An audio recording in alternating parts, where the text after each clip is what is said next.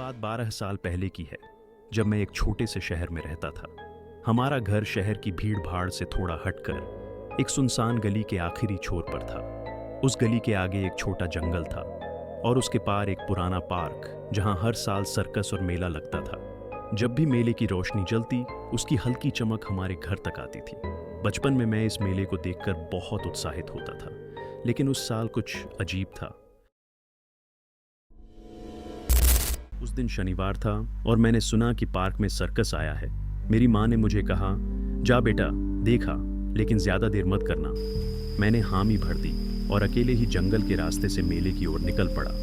रास्ता काफी सुनसान था, सिर्फ जुगनू चमक रहे थे और झींगुर की आवाजें आ रही थी। कुछ ही मिनटों में मैं पार्क तक पहुंच गया।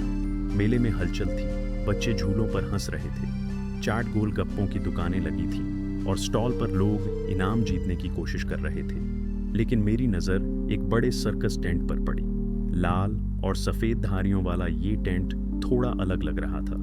इसके ऊपर एक पुराना घिसा पिटा बोर्ड टंगा था, जिस पर लिखा था, शैतानी सर्कस, हंसी जो कभी बंद ना हो।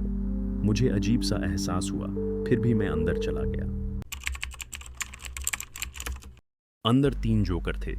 एक साइकिल चला रहा था, दूसरा 3 चाकू से जगलिंग कर रहा था, तीसरा बिना रुके अजीब तरीके से हंस रहा था। मुझे सबसे ज्यादा हंसने वाला जोकर डरावना लगा। उसकी हंसी में कुछ अजीब था, जैसे कोई जबरदस्ती उसे हंसने पर मजबूर कर रहा हो। अचानक उसने मुझे देखा और मुस्कुराते हुए इशारा किया, तुम आओगे हमारे पीछे के स्टेज में?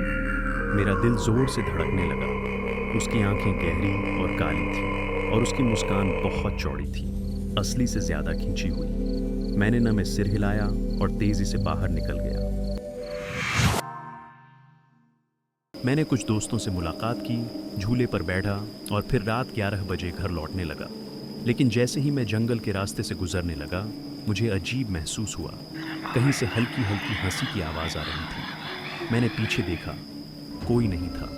फिर मैंने तेज कदम बढ़ाए, लेकिन तभी, बच्चे इधर आओ। उसकी आवाज़ सुनकर मेरी रीढ़ में सिकड़न दौड़ गई।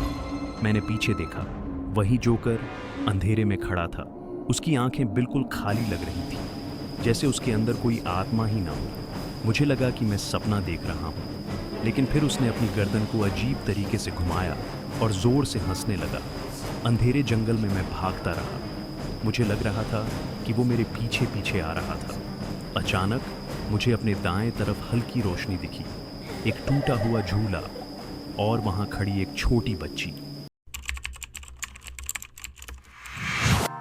वो 6 से 7 साल की बच्ची थी, जिसने एक पुरानी फ्रॉक पहनी थी। उसके चेहरे पर अजीब सी शांति थी। मैंने घबराकर उससे पूछा, तुम यहाँ अकेली क्या कर रही हो? वो मेरी तरफ देखी और धीरे से बोली, वो तुम्हें पकड़ना चाहता है, वो तुम्हें अपने जैसा बनाना चाहता है। मैं सन्न रह गया। कौन? उसने धीरे से जोकर के टेंट की तरफ इशारा किया। मैंने पलट कर देखा और जो देखा, उसने मेरे पैरों तले जमीन खींच दी। टेंट अब बिल्कुल सड़ा गला दिख रहा था। उसके ऊपर की लाल सफेद पट्टियां गंदी और फटी हुई थी। अंदर झांक कर देखा तो वहां कोई भी नहीं था।